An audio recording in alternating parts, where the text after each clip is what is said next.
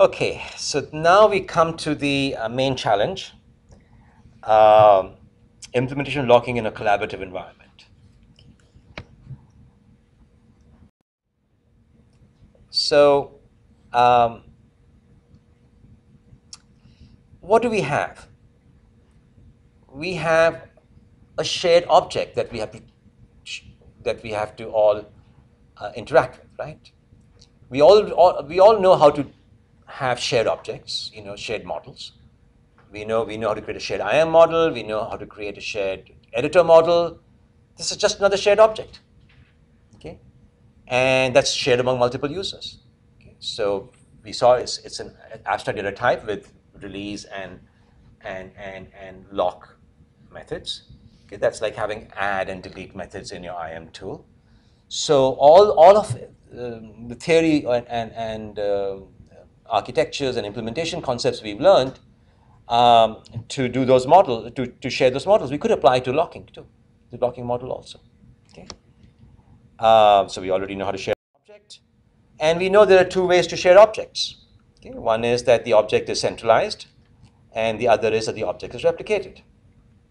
We saw the pros and cons that in these cases, the replicated model sharing, it works better. In these cases, in some cases, the shared centralized sharing works better. So now that we know exactly what this locking object has to do, which architecture would you choose? Centralized. So why centralized? Since if we replicate it, the consistent problem is very severe in this situation. Okay. So in replicated model, there are consistency issues because of concurrent interaction, right? And we said, oh, we will solve that problem when we have locking, right? And then we say, okay, we're going to have a replicated locking model, and we'll solve the problem when we have, right? So we run into a bootstrapping problem, okay? So what we could do is, so I'm just saying this here, that now we can have lock model be centralized or replicated. And we know that there are, in the replicated model, there are two kinds of issues. One is consistency issues because of message ordering and concurrent interaction. Okay, and there's also correctness and performance issues when model is non-deterministic.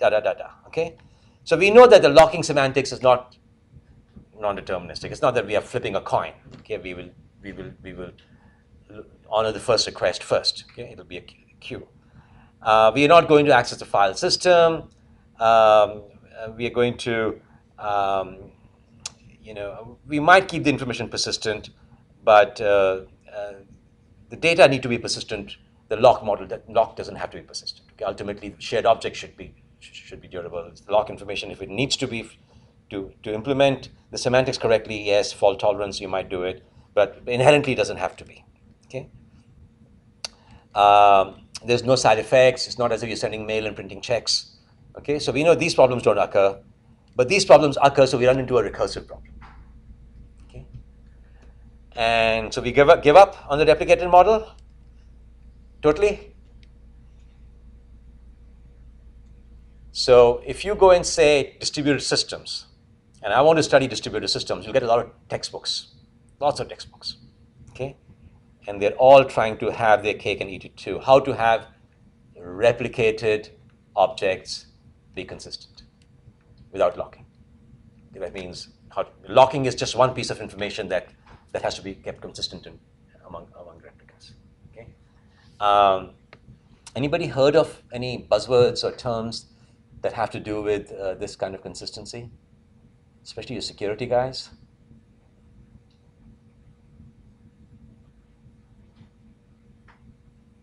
So the Byzantine general problem, you guys have studied that? Anybody heard of that? Not. It's a big deal in security. No? Byzantine general problem, did you guys study that in networking? You haven't heard that term? I remember the term, but yeah, I have some vague understanding, but nothing. In what context might you have heard of that term? It was something like it was part of the reason why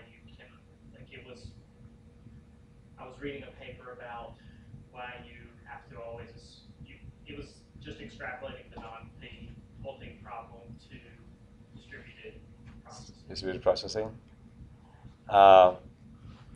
So who solves the consistency problem of the consistency enforcers, that we talked about?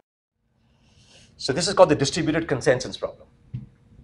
Okay, and a set of processes have to agree on a common value. And can you relate that to a war situation? Set of generals in a particular army have to decide whether to attack or not attack the enemy. Okay, so there is a two general problem, which says that the two generals are on two mountains and there's a valley of enemy below, and they have to agree whether they're going to attack at 5 p.m. or not. So how are they going to agree? No cell phones. No smoke signals. They send a messenger. They send a messenger, and the danger is the messenger has to go through the valley. No helicopters. And so they don't know whether the messenger reached the other place or not. Okay, so we're fine. If the messenger goes to the other part, another messenger can be sent back to say the messenger was sent. How does that general know that that messenger got sent? Well, you send another messenger. Okay, so this is the thing and you have to keep going on infinitely, and that's why having and that's equivalent to in networking a message being lost on the network. Okay, so that's a two general problem, and that cannot really be solved. That's sort of like you said, it's like the halting problem. You can use timeouts and heuristics and so forth, but you're making certain assumptions. You never know the exact truth there. So like the halting problem. The multiple general problem is this distributed consensus problem. That there are multiple generals and they all have to go and agree, and the network may be faulty. There may be some generals that may be spies, and they could collude to go and make this army lose. Okay, so I took a whole course on this stuff, and like I said, there are textbooks on this stuff. Okay, in fact, this problem is often considered by many people to be the distributed systems problem. Okay, so distributed theory problem, and how many faulty generals can you tolerate? Okay, that's a big issue here, and all the theorems here just always made my head hurt. Okay, so I'm not going to show them present them to you either. And Gautam, who's not here today, said that when he goes to interviews, people say, how does classical distributed computing not apply to today's modern world? And of Google and Facebook. And that's exactly how it doesn't apply. That not only does it make people's head hurt, but it's very expensive, and people just decide to not have the kind of consistency that this can promise. Okay? So there may be failures in machines and communication. Some processes may be malicious. Okay, this is where security becomes an issue. So this kind of stuff is often taught in security also.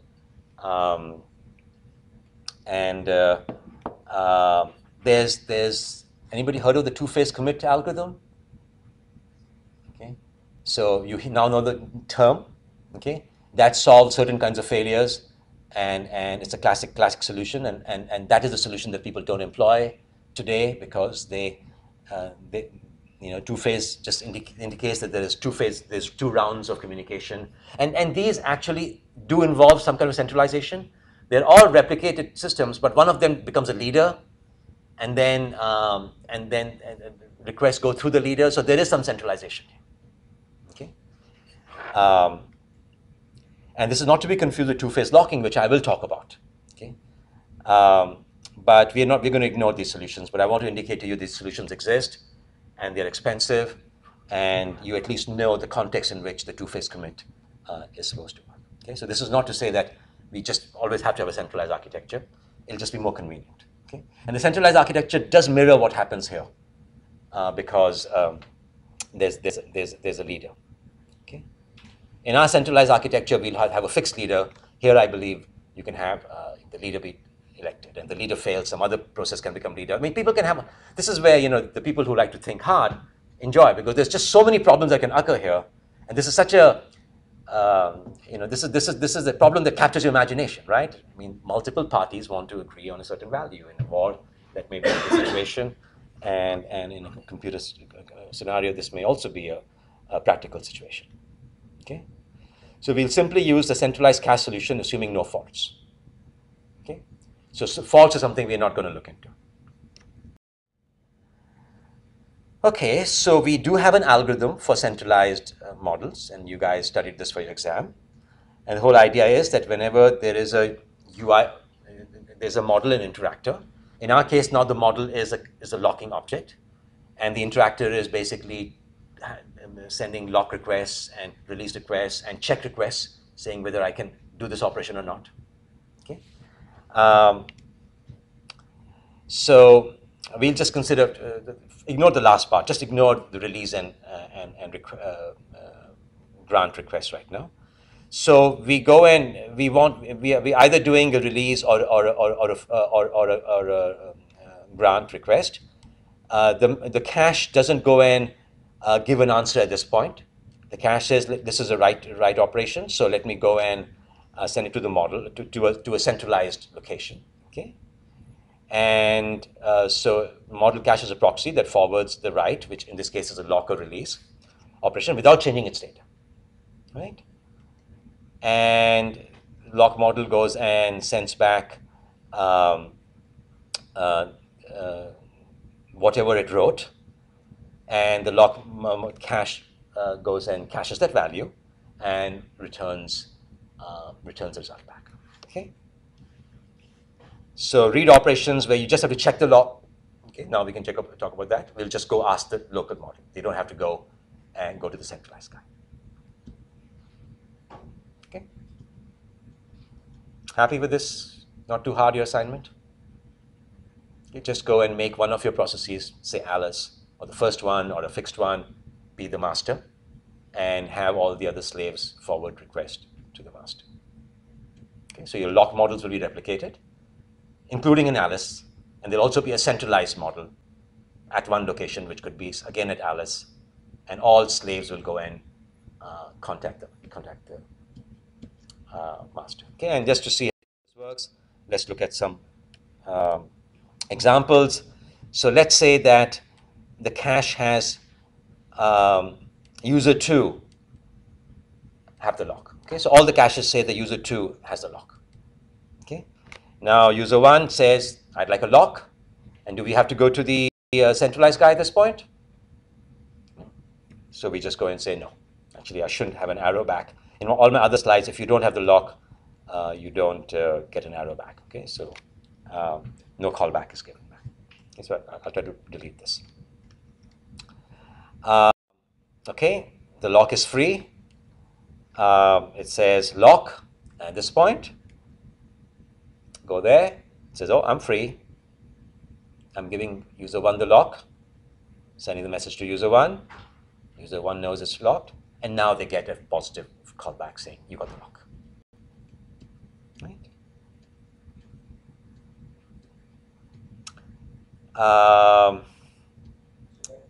And what request is that? Do I have the lock? Or?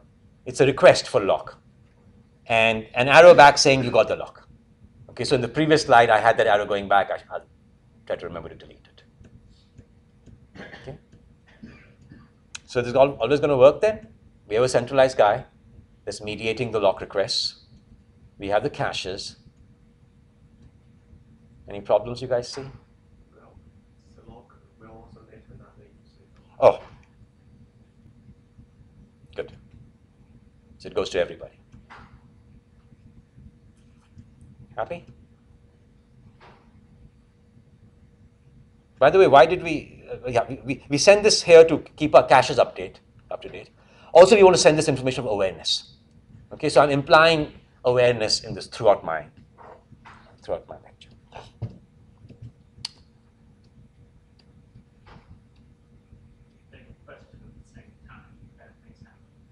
If they request at the same time, bad things can happen. But that's exactly why we have a centralized guy. Okay, but so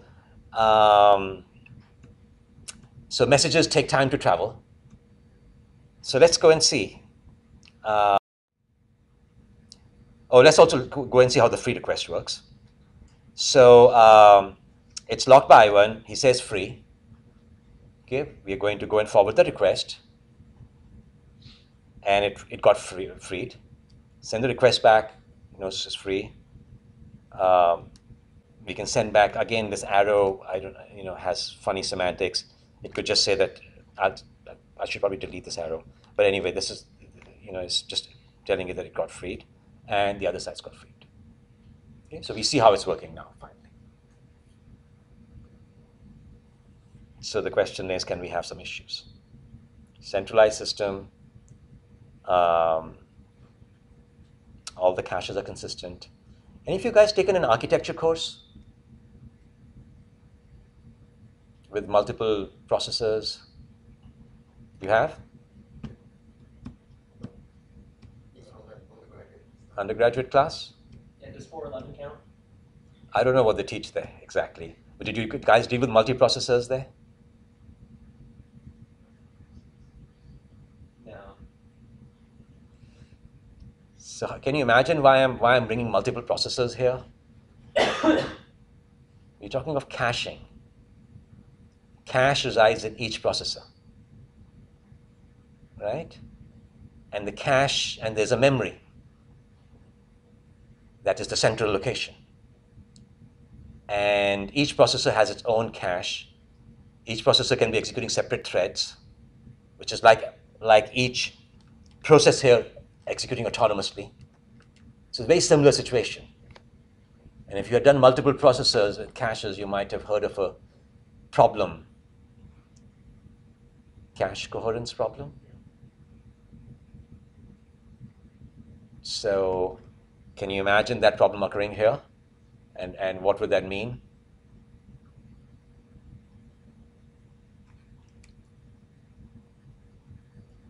I'm not sure why I have these extra lines. So this is a picture. It's like the multiprocessor cache coherence problem. And problems can occur. So the question is, does it work? And the implied answer is it doesn't. Okay, life would be too easy or too boring if it did. What if a message takes a long time to reach its destination? Okay. So we have two kinds of messages, acquire and release. We have to see whether we have problems with either of those two causing problems. Okay. So let's just take some examples. Concurrent lock. Let's just see whether that'll work. I ask for a lock. I send the request. I'm the first one there. I get the lock. I get to know it's locked. Okay, that's good. The message hasn't gone to you. You ask for a lock. The request goes there, and you never you don't get the lock. At some point, you will get a message that says it's locked by one. Okay, so your cache will get coherent, and in that meantime, you never did any bad thing, because you will do bad things only when you get this arrow back saying I got the lock. Right? So it seems to work well. Yes, the problem maybe if I don't request the lock, so I cannot get the information or in my own cache about the centralized state. So waiting. So the question is, so the second locker got delayed here, right? You're saying, what if the first locker got delayed, right? So let's go and take that situation. I made all these slides this morning. There may be some mistakes. Okay, I asked for a lock. Request goes there. It's locked. This guy asks for a lock. He goes there. He gets to be told that it's I1. And at some point, eventually, okay, we're assuming a reliable communication. Okay, we're assuming that the two Byzantine general problem has been solved for us by timeouts or whatever. And at that point, it'll be locked, and you get the answer back. So yes, you might have got delayed, but never was there a situation where two people were doing the actions together. Is that what you were thinking?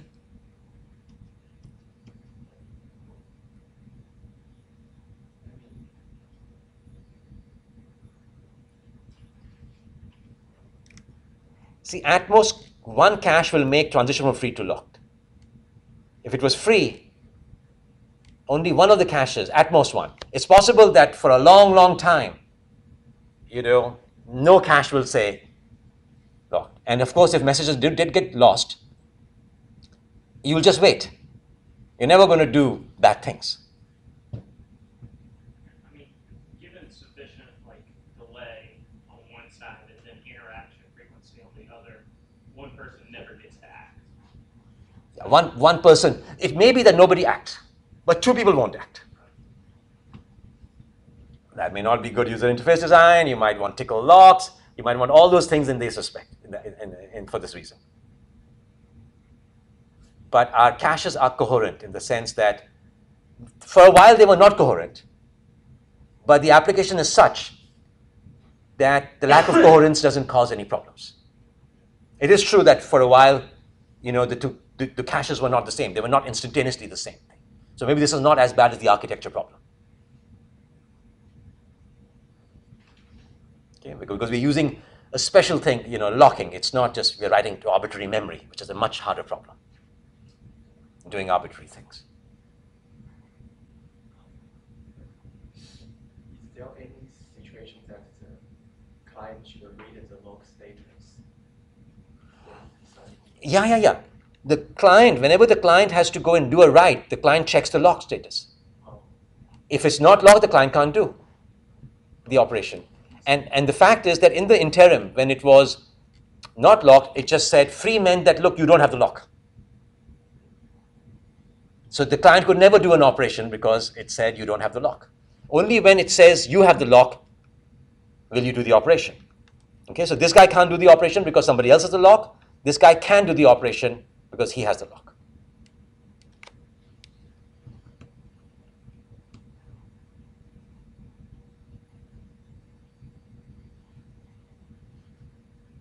Seems to work, right? If I was Jim Anderson, I would try to prove it right. Okay, but we'll just say it seems to work right. So how do these VLAs work with implicit locking?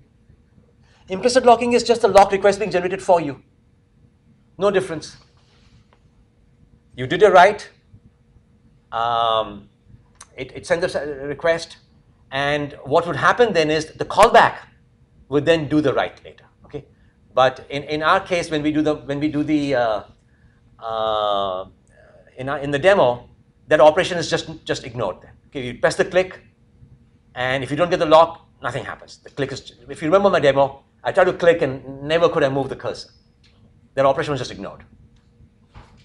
How about is there any need the client to read the log to see whether it's free now to make some decision?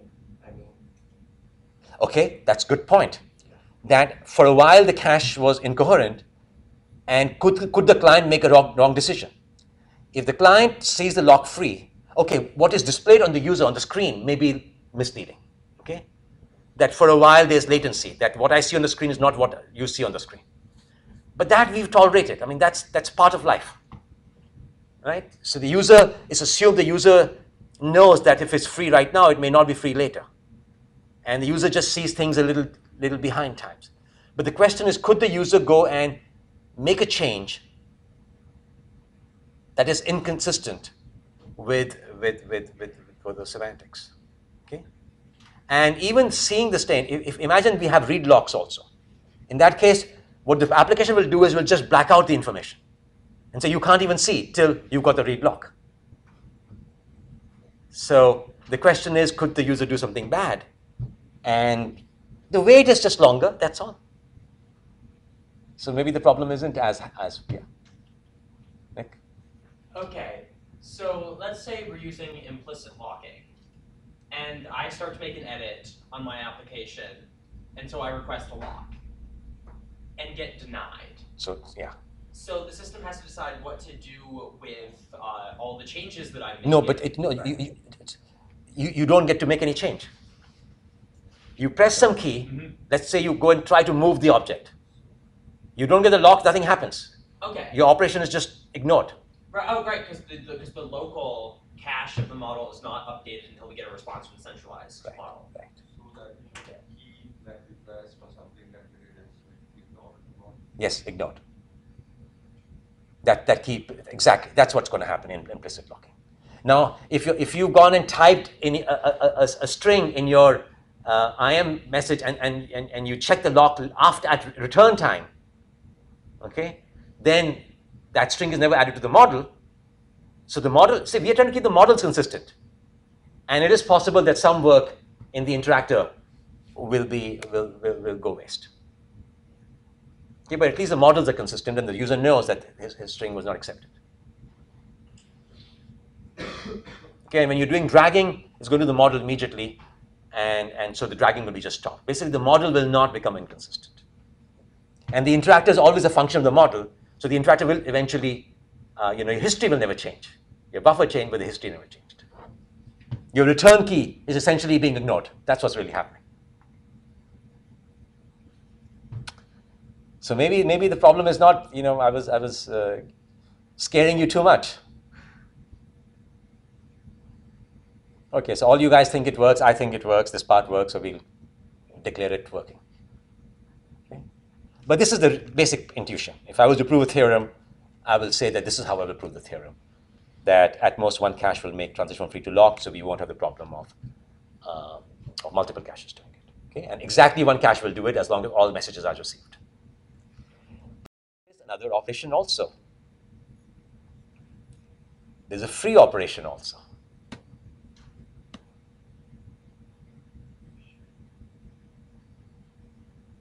Can you guys see now concurrent, free, and lock operations causing problem?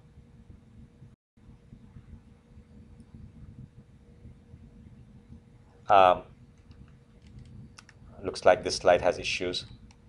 Oh, did I just?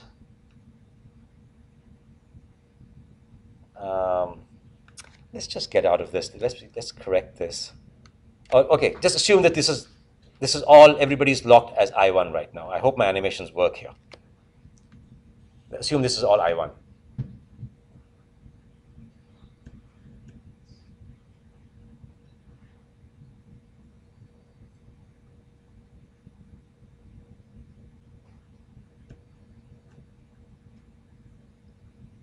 Yeah. So have we completely defined what happens when we try to get a lock and we don't? We don't give a callback to the interactor, but does the cache model like wait and then try again to get the lock? No, it's so the user has to go in. User will eventually know, if there's awareness, user will know why they didn't get the lock. They'll see that they requested a lock that was free, and they're Bob, and Alice got the lock. So they know that they lost. So they will try again at some other point when it's free. And when the lock is freed, they will get, their local cache will be updated, and they could get a callback saying the lock is now free. Yeah, all that stuff could happen. Yeah. Okay.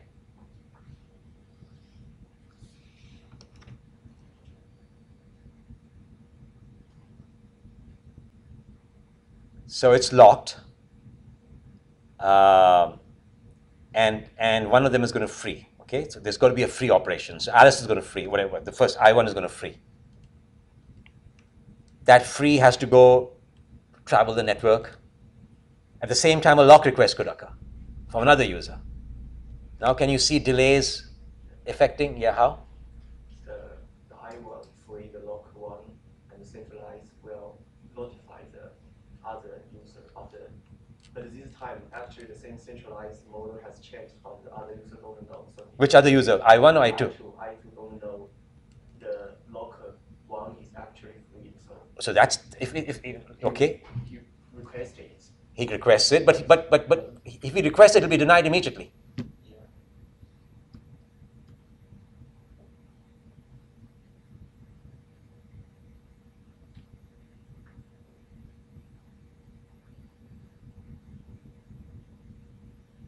What about? So the problem can occur if the second guy gets to know it's free, and the first guy, this comes back to the problem you were asking earlier. No.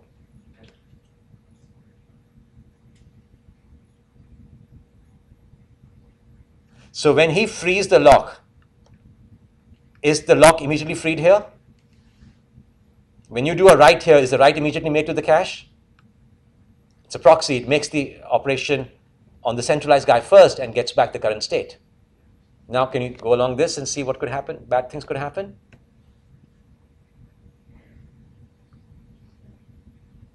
So if I1 try to free the lock and send to centralized, Yes. and centralized send to I2, Yes. and I2 try to get the log, Yes. and the log sent to centralized and sent back to the I1's cache, said I2 get the log, then the frame just arrived, it will just free the log that I2 just get, right? Okay, so what you're saying is that I1 made the free request. The free request did not change the state here. Remember this. This is very important. You never change the state immediately. That's going to cause you problems. That request went here. This state got changed. That caused a change here. I2 says, oh, the lock is free. Let me go and send a request. And the free request hasn't reached here so far, right? Now this guy requests the lock. It's locked, okay? And now there are two messages pending at this point, the free request and the locked request. They will arrive in that order. They're not going to arrive in opposite order. Okay. So that's just a guarantee that we're given? Yeah, we're going to assume that. We're using TCP/IP. In the local model cache, there is no transaction from log 1 to log 2, like there is always free in between. Yes. The central one, it goes from locked user 1 to free to locked user 2.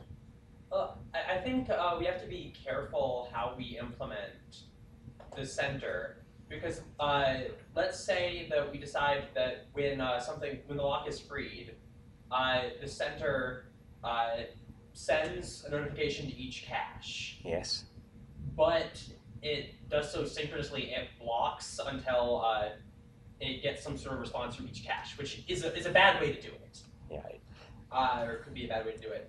So it sends a message to the cache for Interactor 2 first, saying it's freed. The cache sends a callback to Interactor 2, and as part of that callback function, Interactor 2 tries to claim the lock. Saying some kind of deadlock might occur? Yeah, a deadlock could occur, or we could end up sending the lock request to Interactor 1 before the free, if we're not careful.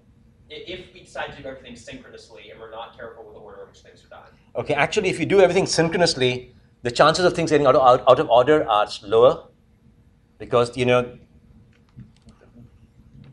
just because there's more guarantee. Right, I'm saying it could happen if. So let's say this guy sent the request. Mm-hmm. Okay, freed. Yes. Now it tries to go and send an atomic call, freeing and free. Right. What I'm saying is, if it sends the free message to the cache for Interactor 2 before it sends it to cache for Fine, it has to go in some order, but it's waiting. It sends to them, then it sends to it, right?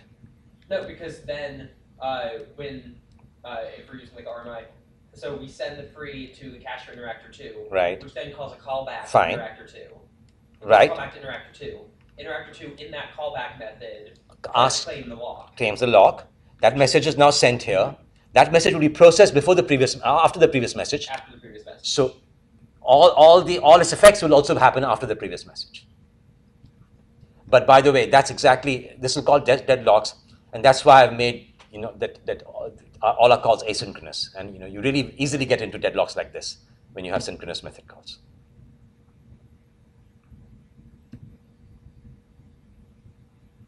So what happens when this request goes here and it's not immediately freed, right? It's sent here. In that meantime, if this guy goes and does a write, will that be allowed or not allowed? It'll be allowed. That's our problem. caches get inconsistent, but now inconsistency is causing problem because more than one site says that they have the lock. Okay? So let's see whether my animations are gone. I free it, free. In the meantime, I lock again, or I just do the operation.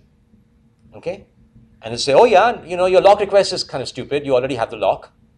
But more important, I might go and read the state and say, do I have the lock? Can I do the operation? It says, sure. Right? And you get the answer yes. The free request goes here. It requests the lock. It sends it back. Says, yeah, you have the lock. And caches are not consistent. Okay? They will eventually become consistent. Okay? But at some point they weren't, and there was basically lock I1 and lock I2 both at the same time. And that caused problem. And the technique used in multiprocessor cache systems is cache invalidation. Okay, and that's easy to do because there's just this instruction, that's all in one computer. You just go, I don't know if it's easy to do. I've forgotten all those algorithms. Okay, but basically you can do it. It's at least you aren't going over the network. Okay, but this whole notion of cache invalidation occurs in concurrent programming, and that's exactly what we need here. Okay? And that involves a synchronous call of the kind Nick was talking about, where you have a transaction and you just do things synchronously, and nothing happens in the machine till that operation completes. Okay, and again, I think there's been a lot of research in trying to make it asynchronous to some degree. Okay, and Montek Singh, who's the architecture guy, his whole specialty is asynchronous hardware systems, where he's actually using networking-like concepts with messages and acknowledgements rather than a whole lockstep kind of scheme where everything moves in each cycle in his research. Okay? So ultimately, we will get a free message here and a locked I2 here, but in the meantime, we have done some damage, and we might have to undo these operations. Okay. Questions? So how can we solve the problem?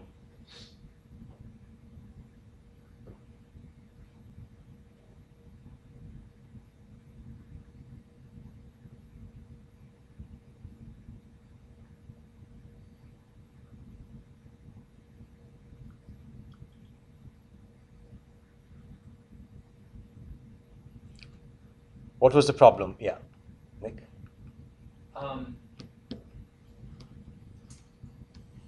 So if the local cache attempts to message pass to the centralized model, then the local cache could be aware that it is waiting for a response from the centralized model, and that the local cache could be aware that it might not be in sync.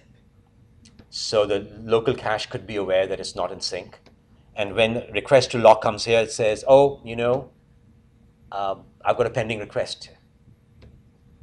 Okay. And we do that for both the both the lock operation and the unlock operation, or just for the unlock operation?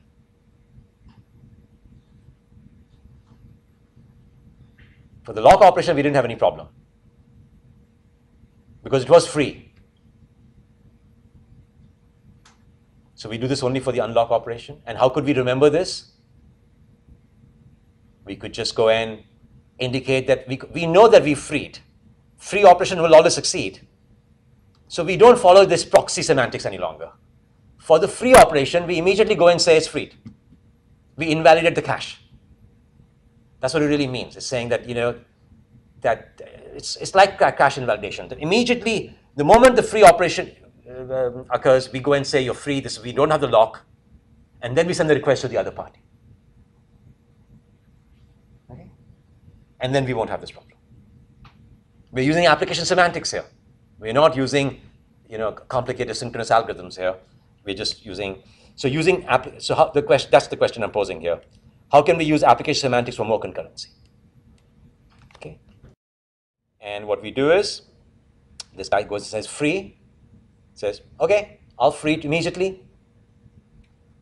I'll send the request to others. They'll send free. If that guy says lock now, it's now the problem we've already seen of two people asking for a free resource and one party will win. Okay, so we no longer use this semantics that the model cache is a proxy that forwards, write, lock, release operations without changing its data. Okay, release request cause immediate free. Okay, so we use application semantics to, again, I don't have a formal proof here, but the intuition is that you'll never again have two people have the lock at the same time. Okay. Questions? Okay, this seems like an interesting idea. Why not use the same semantics for locking also? I mean, that was great that we got response immediately. We didn't have to wait for operations to go across to the network. Why not, when it says lock, immediately lock? Since it's maybe not a success to get the lock, since other client has already get this lock. So you may not get the lock because somebody else, their request reaches first. So is this really a stupid idea? Yeah. Yeah? If I'm saying, is it really a stupid idea? I'm saying, no, maybe it's not really a stupid idea. I think the centralized can update the local model when it gets response from centralized.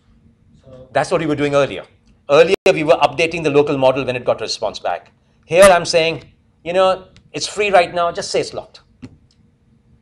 Live on the edge.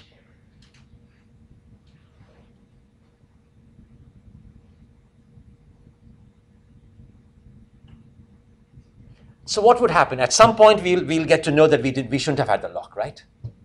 What can we do at that point? Roll back. Oh, yeah. So rollback is kind of funny.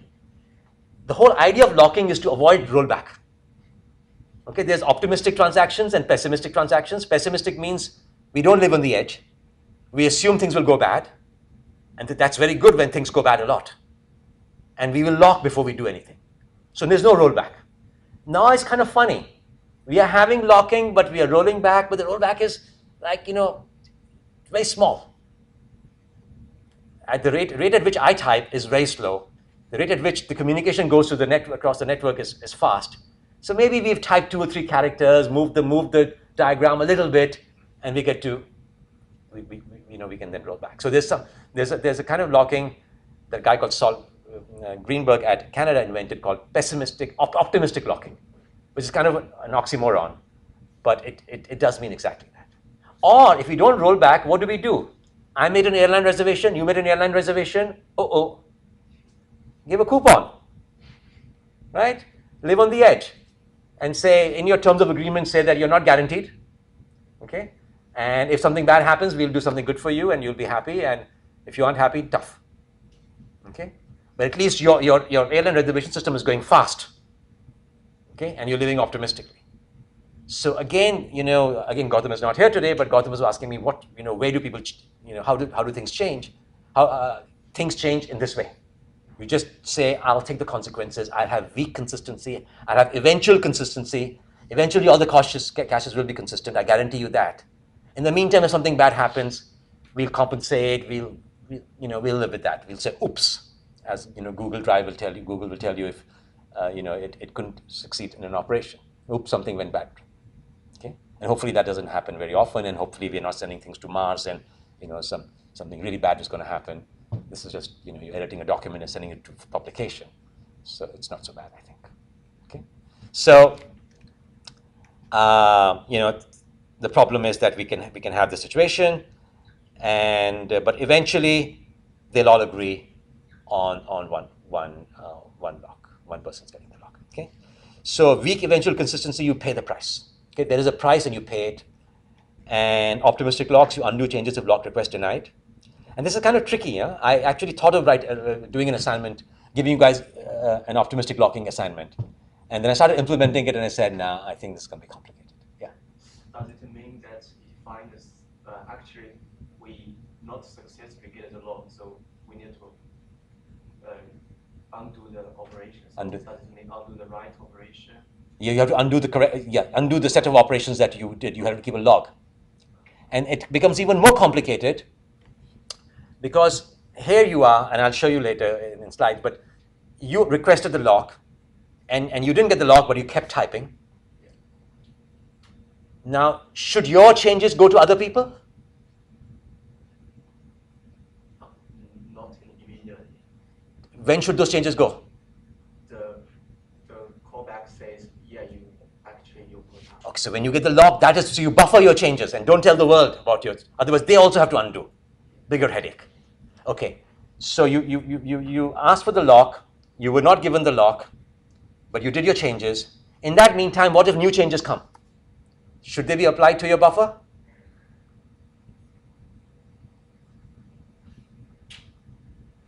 We know those are correct changes.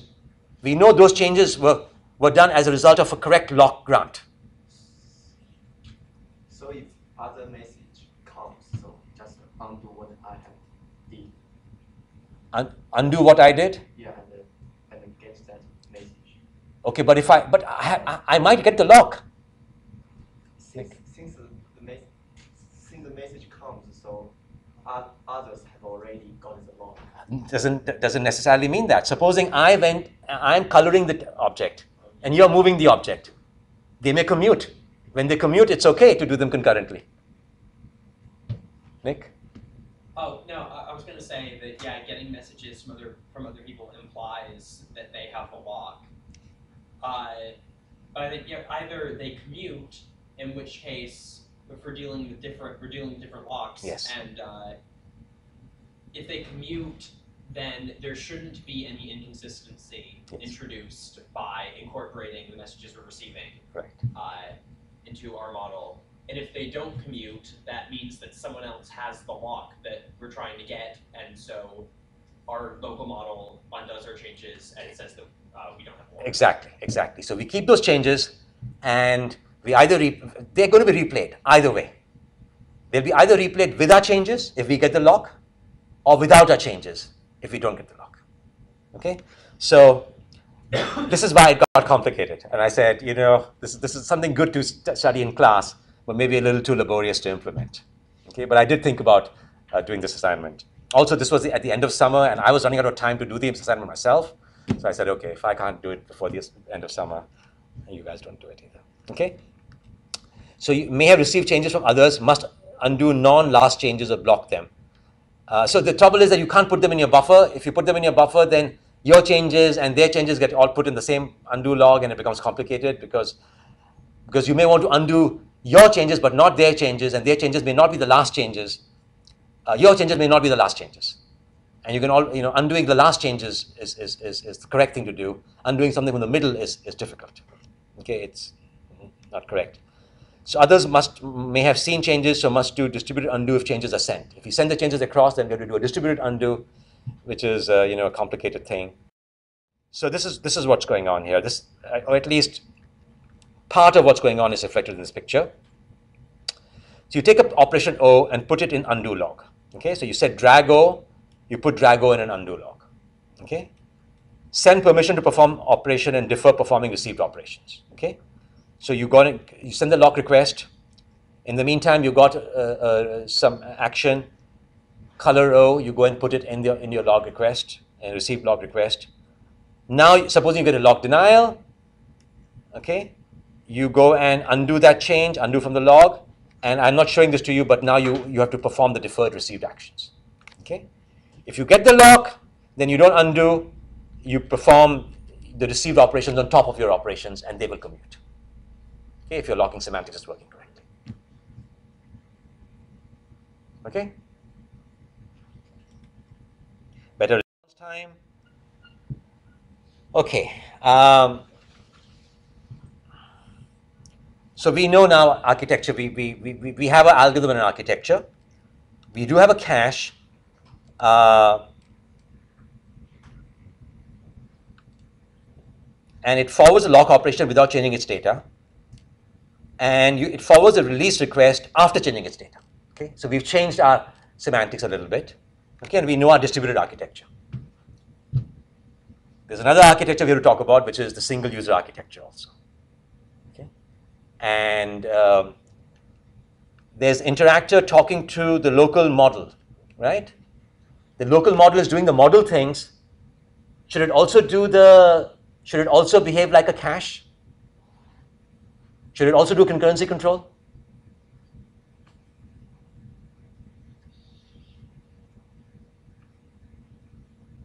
That's what the picture is implying. And it's implying that because I was not looking at the fine-grained software architecture, I was looking at the distributed architecture.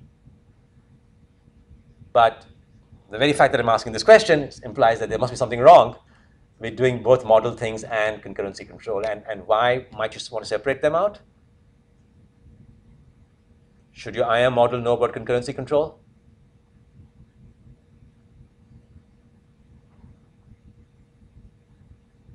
Supposing we do that semantics where there's only one lock. Could that concurrency control system be used for both IAM and editing and shared window systems?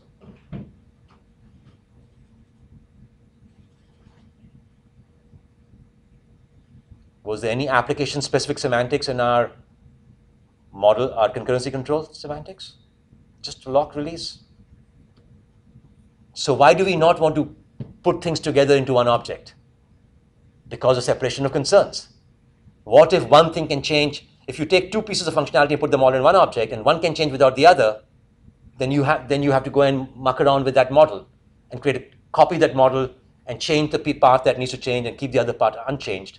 You want ideally to separate these things into two different objects, and then you can share.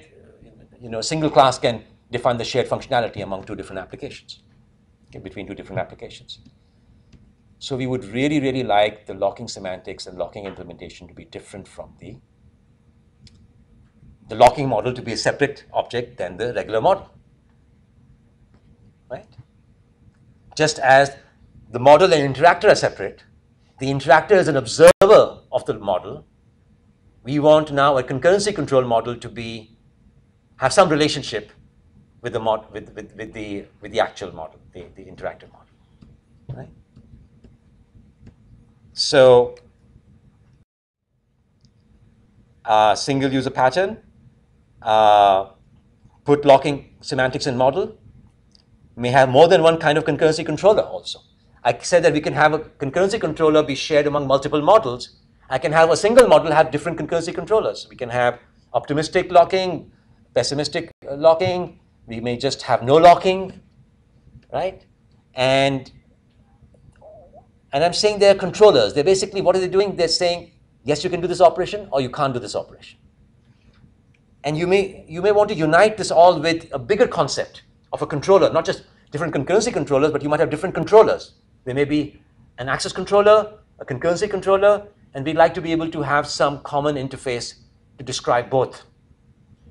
Because they're all saying no. They're all just denying you the ability to do an operation.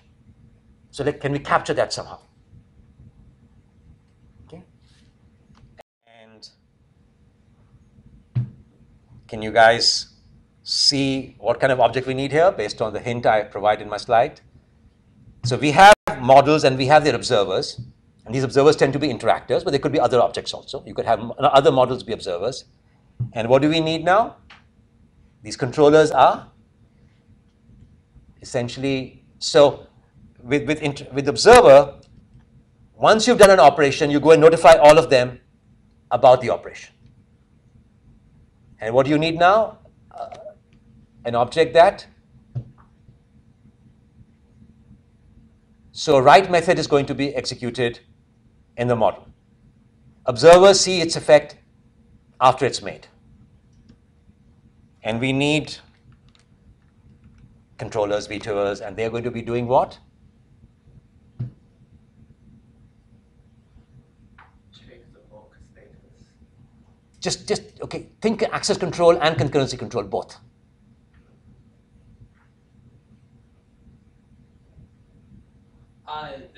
They're situated between the interactors and the models, and they intercept the interactors' write methods, calling the write methods on the models. Okay, so what you're saying is they sit in between, and only if the VETOERs allow, is the operation allowed on the model.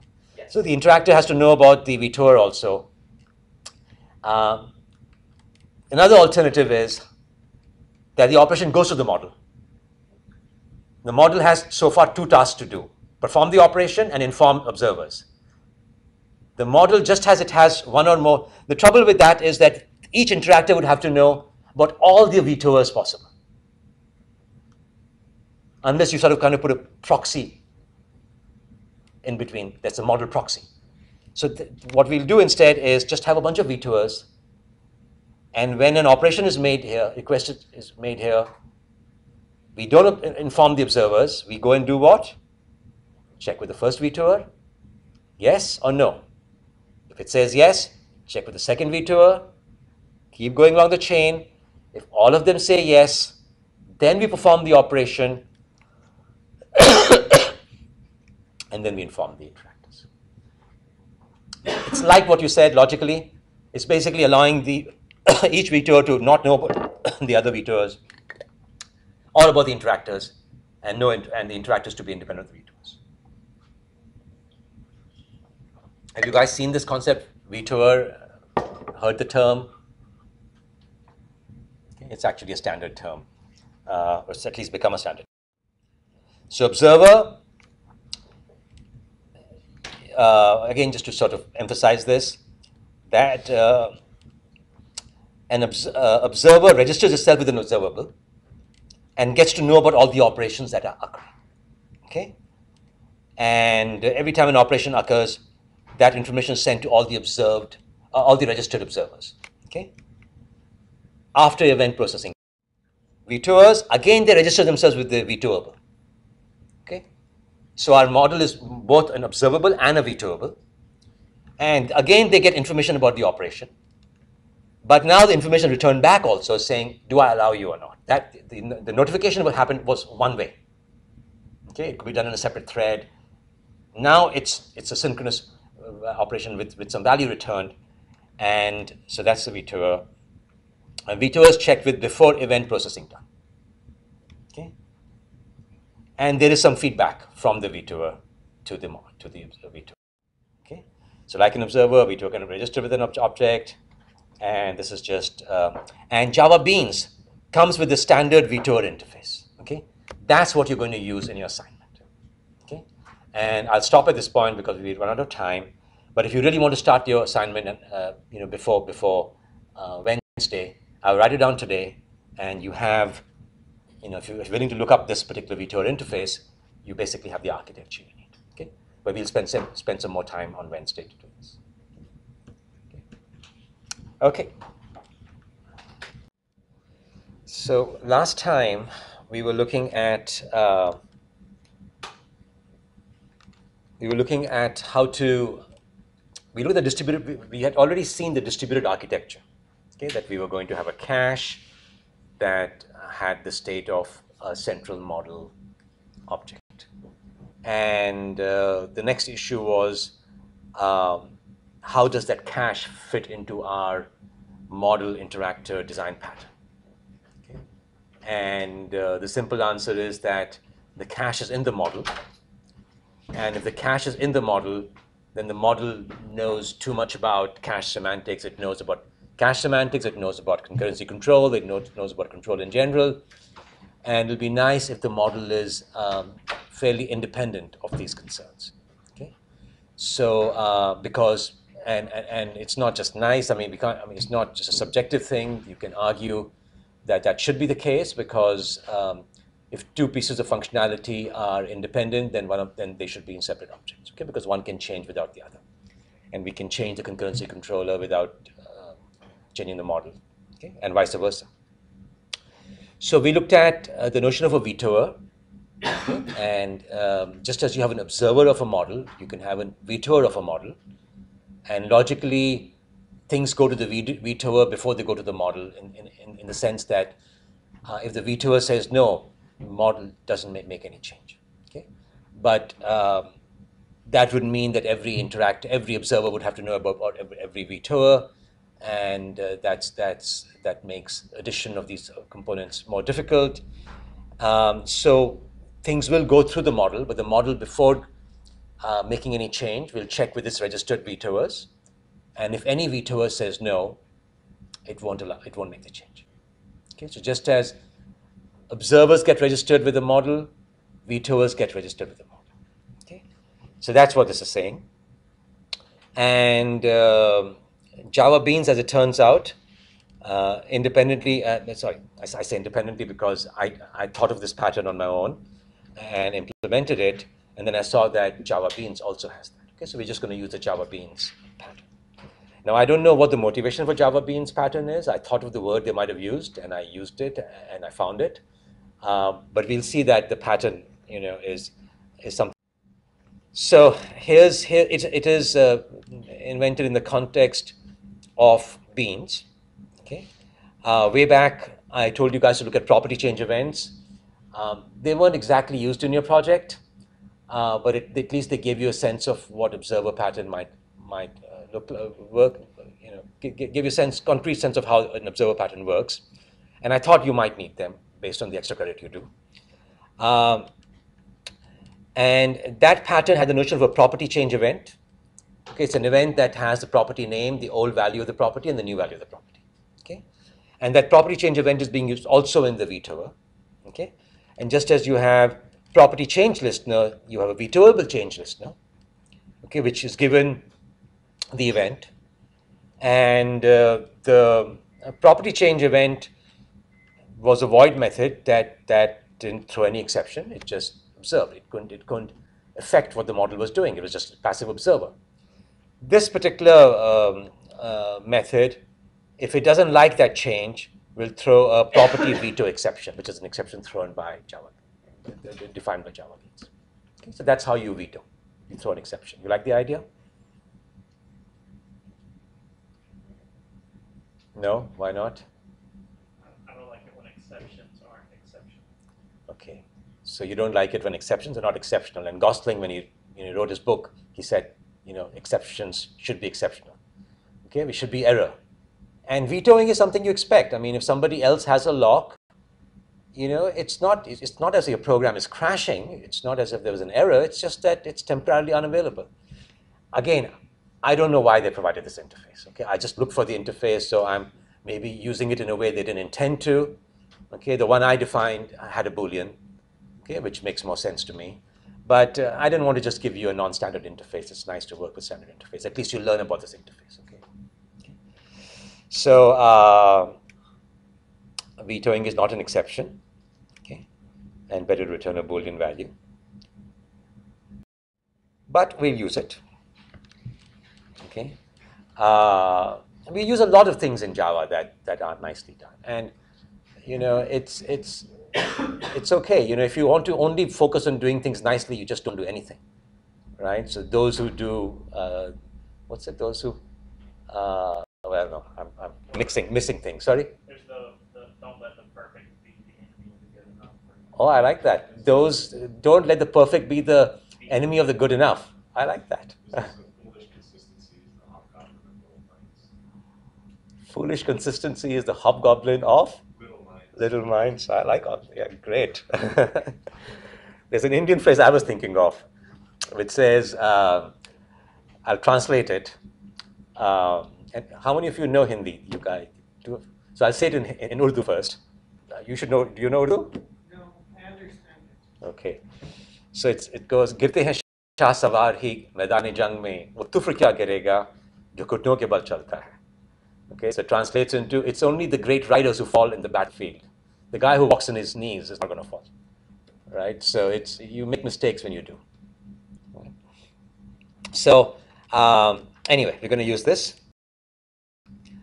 So we're going to use a facility provided by Java, VETOERable change support, which will keep track of all the VETOERs. We don't have to go and keep that list. Okay, and in our add, we'll go and say, we'll fire the VETOERable change, and we'll now this is a property change. It requires a property name, an old value, a new value, and it's meant for properties. This is a replicated history. It's got no properties, so we're trying to fit it to. So not only is that interface perfect, but we're trying to fit it to it, fit our stuff to it. But it'll work. Okay. The only interesting issue from your implementation point of view is that somebody wants to make a change. You don't even care about what these values are, okay? Because you just want to grant the lock or not grant the lock. Okay, but if there was a multiple lock types, then you could go and encode them as property names perhaps, or maybe different property values. But we'll go and give the value to the VETOER just in case the VETOER cares about what value it is. Okay, maybe certain additions are allowed and other additions aren't allowed in concurrency control. Okay, and if there's an exception, we catch it and we don't do anything. We don't print line, we silently go and we simply don't do the replicated add. Okay, so that's what we're doing. We are not doing our action. And replicated add is the one that goes and informs the observers. So not only is the add not done, but the observers are informed. Okay, so we're basically, so that's the support. This is the change, and so all these values could be null in your implementation. Okay. Just make sure that these two values are not the same. If these two values are the same, can you guess what might happen? We're able to fire the change. It'll not. The change support will not fire the change. Okay, it's smart about doing that. So just make them different.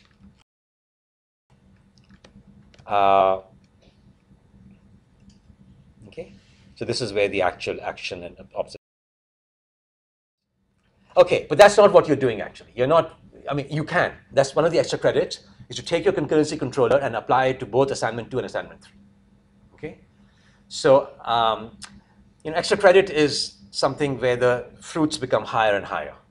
Okay, that you don't learn that much from doing that extra work. Okay, from a point of view of the exam, you're not going to learn anything new, right? But it's just that, hey, you've gone so far, you've got the time, let's go and do some extra thing. Okay, so that's the goal. So what you'll be doing, what's required, is to do assignment 3 with concurrency control, because there you really need concurrency control. That's why I put it in assignment 3. In assignment 2, you can use operation transformation later, okay, but you can't do that in assignment 3. Okay, so it's the extendable event queue, and the event queue is something I provide you, and you've got a listening distributor, okay, and you know that both through your assignment and through your exam. And what should we add to this picture to add concurrency control?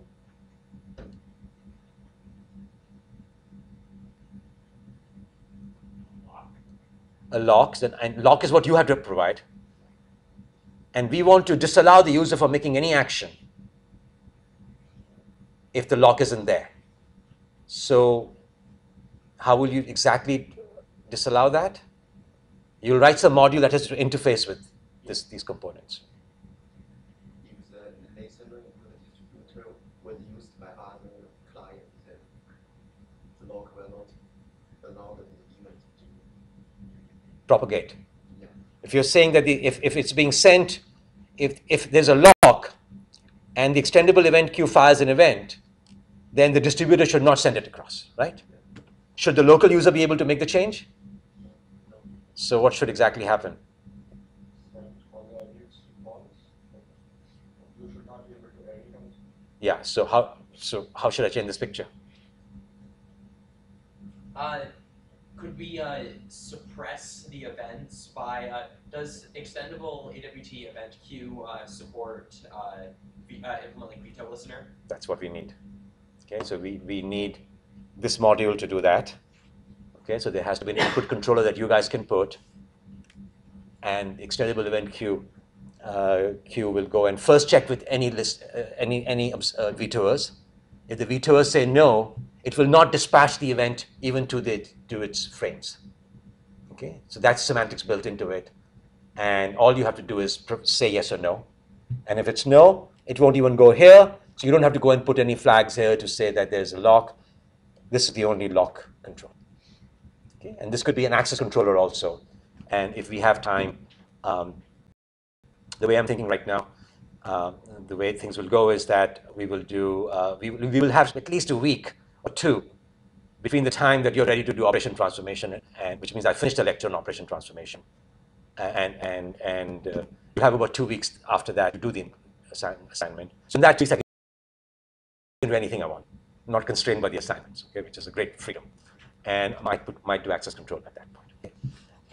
Just to complete the whole discussion, because access control is a very important point, especially for you guys who are in security. So that's what happens, and if this VETOER says yes, then the event goes to the input distributor. Okay, so our extendable event queue not only has these methods I showed you earlier, but it has to have what other method? It has an add event queue handler, and it must now have a add VETOER changes. Okay, so you've got the queue, you just add that. Shouldn't be too hard.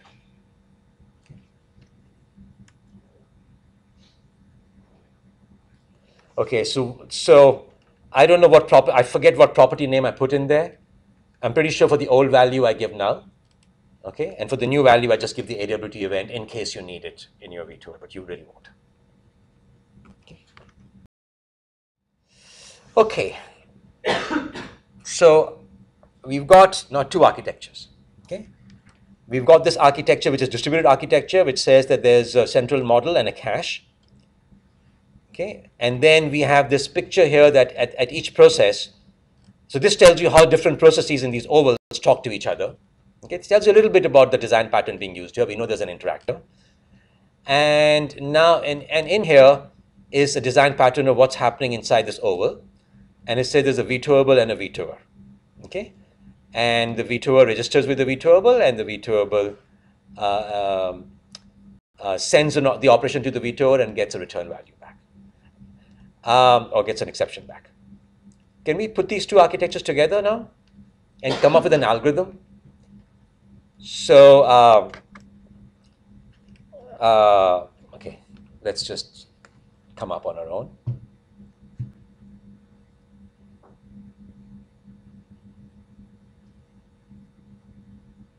So lock model cache. So can we just relate objects here to objects here? And can we just see, okay, a user goes and clicks, does a key press, okay, and that event now goes to, or let's go and consider assignment 2 because that's got an interactor and the model there, okay. So the user goes and types a character in the topic field. That action is going to go to the model. And what's the model going to do? Fire a property change. Fire a VETOERable change. Either get VETOER or not. Okay, and that's going to be, and that object is going to be the VETOER, right? So the VETOER knows somehow the lock status. So it does the check with the lock model. So it is the It is the cache. Okay, and now the user through a different interface goes and requests a lock. That lock request is going to go to the VETOER directly, because the VETOER has its own user interface. The model has an interface, okay, and so the model then goes and sends changes to the request changes from the VETOER, but the VETOER is a cache and it has got its own interface for requesting a lock and releasing a lock. Okay, so then the VETOER goes and sends now that change to the lock model and does this thing, and if it's a lock request, it'll do what? It'll just send the request to the. So you guys remember the algorithm last time? So if it's a lock request, what exactly happens in the cache?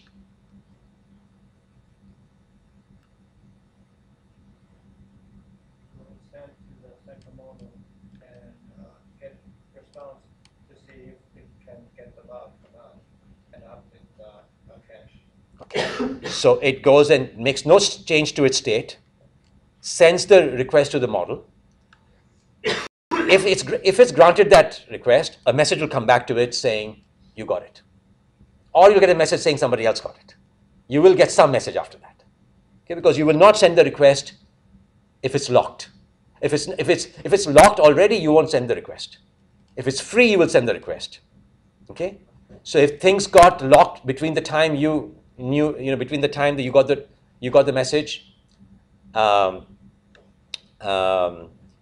and after you got the message, then you will get another message saying, hey, somebody else got the lock. And you'll get some kind of message back, which will say either you got the lock or somebody else got the lock. Okay? And if it's a lock release thing, what happens, you guys remember? So this guy says release lock, and it's going to do what?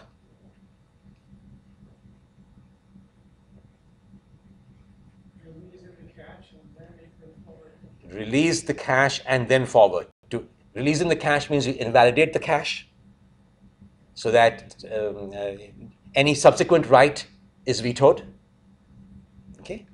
And then it'll go and send it to the model and get them sent back. Okay? So lock model cache is vetoable model. So this lock model cache, the picture in this picture, it is really vetoable model plus slave model vetoer. Okay? And the lock model in this picture is the master lock model. And assume each site, we'll assume that each site has a slave model vetoer. Okay? And one of these sites has the master lock model. Okay? That's what I say in the assignment. That's what you assume. Okay? And you can just assume that's hardwired, like I say in the assignment. Okay? And so this vetoer here now is getting 3 kinds of events. This vetoer in the slave is getting 3 kinds of events. The writes that have to be vetoed, the request for lock, the release of lock, and that it's getting in response to the local user's actions. Plus it's getting events from the server, from the lock model. Okay? That's in the receiving thread. The other 3 events are all in the UI thread.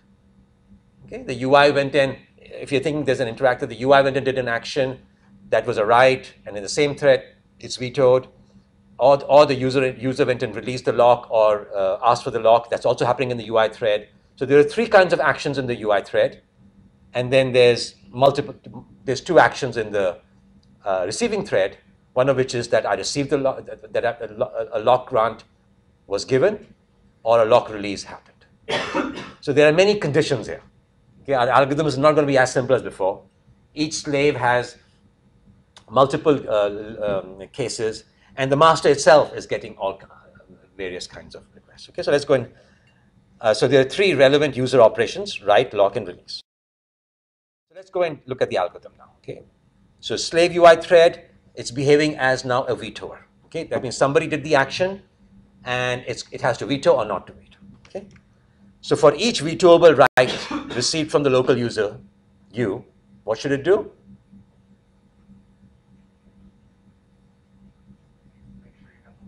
If the local user has the lock, then say yes, else say no, right?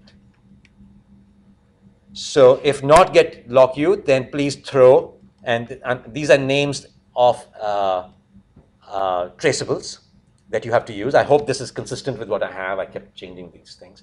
Okay, so unfortunately, refactoring in Eclipse doesn't refactor my my PowerPoint slides. Okay, someday these will be all integrated. Actually, you know, this whole application of PowerPoint to teaching, which I'm making great use of, and recording and so forth.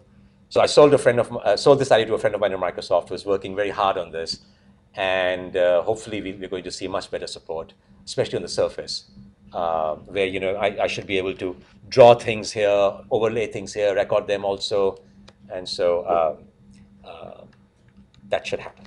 Okay. So user action denied. Okay. Now as lock granter, for each slave lock grant request made by local user U, okay.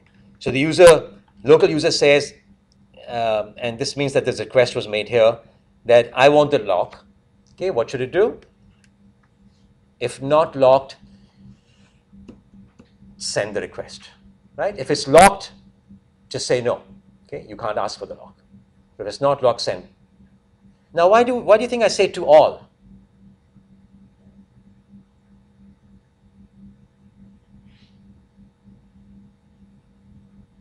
I need to really send it to the central guy, right?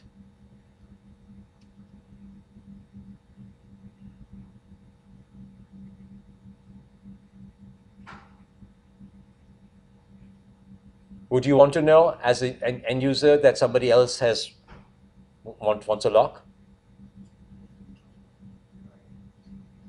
Just as awareness, you might just want to know. Okay? And also here, this program doesn't have to know who the master VETOER is. It's just sending to everybody. That seems pretty. That seems. I mean, it's expensive in terms of network operations. But do real networking guys ever do things like this? Just broadcast when you don't know? Anybody done networking courses? ARP, RARP, have you guys heard these terms? You have? Yeah. What does ARP stand for? Sorry? Address Resolution Protocol. And RARP stands for? Reverse Address Resolution Protocol. Okay? So, when, and what does that mean? So we have to integrate things from various subjects. Actually, I never took a networking course. I never took a concurrency control course either. I stayed away from databases when I was a student. All I was interested in was operating systems and programming languages. So the fact that I'm teaching all this concurrency control to you must mean that it's really important. If you go and study something that you know, that you don't, I mean, if you go and try to master something that you didn't really study, it must mean that you had a need. So reverse in an Ethernet, when you have a broadcast medium, and the user says, please send message to this IP address. Okay? The machine has to go and translate the IP address to some real physical address. Right? It might not know what the physical address is. It might not have a table. So it just goes and sends a message on the network saying, hey, all your machines, do you know which one of you has this particular machine address? Has this IP address. And this works only when you're within the same network. And one of the machines will say, hey, this is my IP address. And this is the machine address. And so it knows the machine address, then it will go and send the message to that machine. Okay? So the whole idea is that the processes are using IP addresses, but the packets have to go to another machine. And this is translating the address. Okay? And reverse address resolution protocol.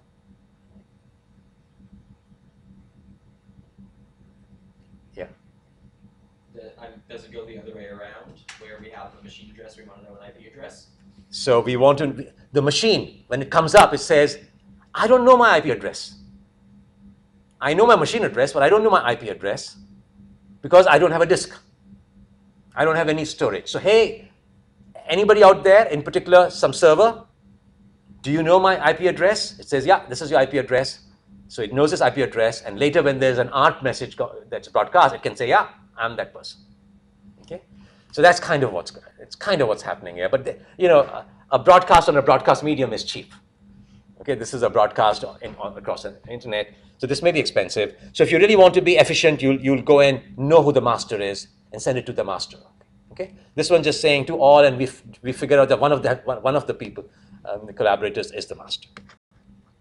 Okay, so you'll see that a lot of these messages that should go to only a single process strictly are being broadcast. Okay, so now lock releaser. For each slave lock release request made by local user U, as we said, if we set lock to false, immediately go and invalidate the cache. And to all, again, we're just sending the message to everybody. Okay, that hey, the lock has been released. And this is good, right? Because you might be waiting for the lock, and now you get a message saying Alice has released the lock. Okay, again, these are names that you should of the traceables. And in the master, for each master lock request received, what should it do? Some slave U is requesting a lock. Check if it's unlocked. And if it's unlocked, grant the lock. And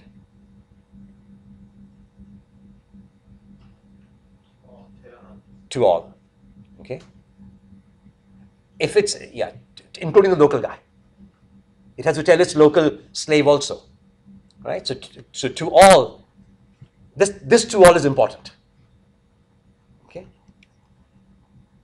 Master lock grants status set. Okay, and if there are two concurrent requests, the second one will result in nothing happening. Okay. Master receiving thread, for each master lock release from user U, if that user has the lock, okay, then release the lock locally, change your state. Okay, so there are two things that happen here. Firstly, you go and change your local state, okay, and then you send the request. Similarly here, you change your local state and to everybody send this. Okay, and I've got two different traceables to make sure you're doing the right thing, that you should change your state and you should also broadcast the message. Okay. And again, this to all is important.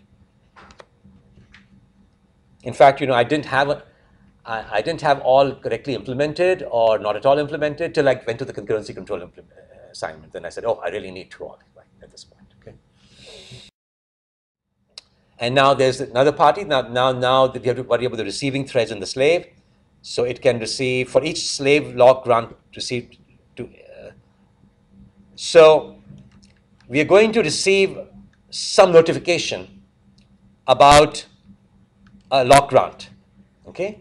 So we are U, and we are told that the lock has been granted to A. What should we do at this point?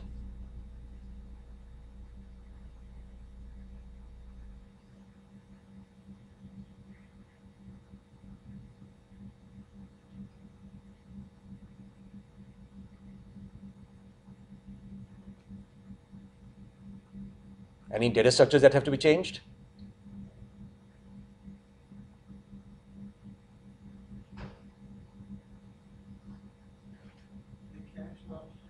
The cache value has to be changed, right? And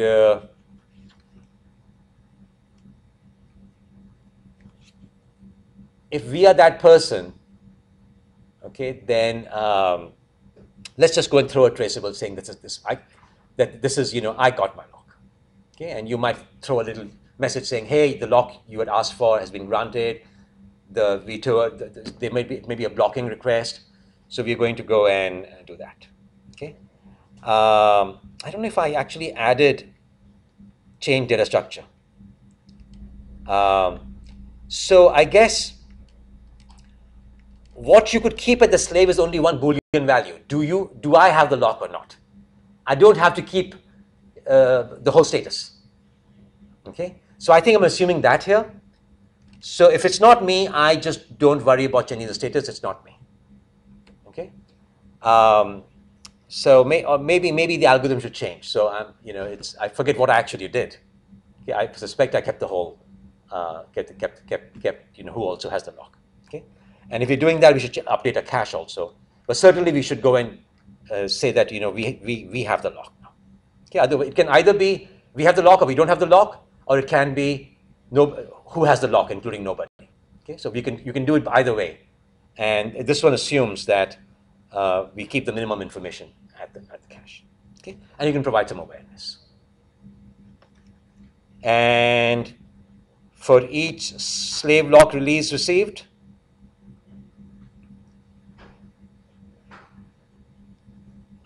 again, I should really go and update the cache, or at least go and say if it was locked, to go and say it is released.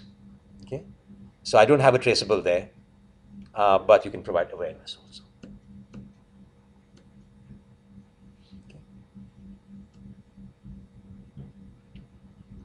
So there's this. See, again, if we are keeping the local state, if we're just keeping state of whether we have the lock or it's unlocked, then do I have to do something here? Because when I release the lock, I automatically go and say it's released, right? When somebody gets the lock, I go and say they've got the lock. And then when they go and release the lock, I should go and update the state. Okay, so I really should go and, in both cases, update the local cache. In both cases. Okay, so I think we should add 2 more events, and I might just do that before I leave today. Add 2 more events saying that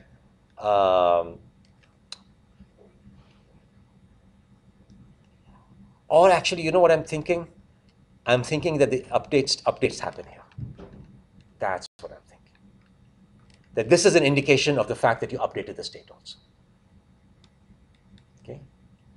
And in that case, which is kind of misnomer because I should really say slave log. I should really, so what I'll do is I'll go and put a couple of traces that says change status. Okay? And I'll send you guys a mail if I do it.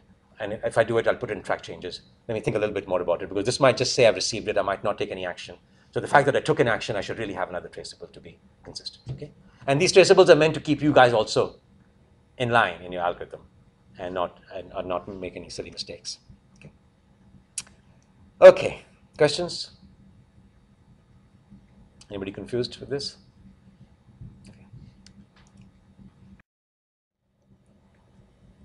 Okay, so what we've done so far is concurrency control and transactions. We've gone and looked at the general issue of concurrency control and said that to understand this, we need to understand transactions. And then we looked at simple locking, just one lock. That's all you have to implement. And it's distributed implementation. Okay.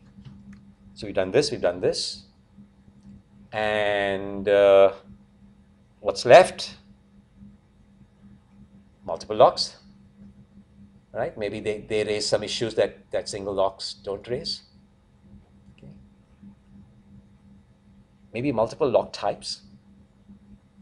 Okay. We'll see why we might need those. Alternatives to locking. Okay, I talked about optimistic locking, and I said that's an oxymoron because when you're really optimistic, you don't do locking. Okay, so when you don't do locking, what exactly do you do? Okay, so that's optimistic transactions.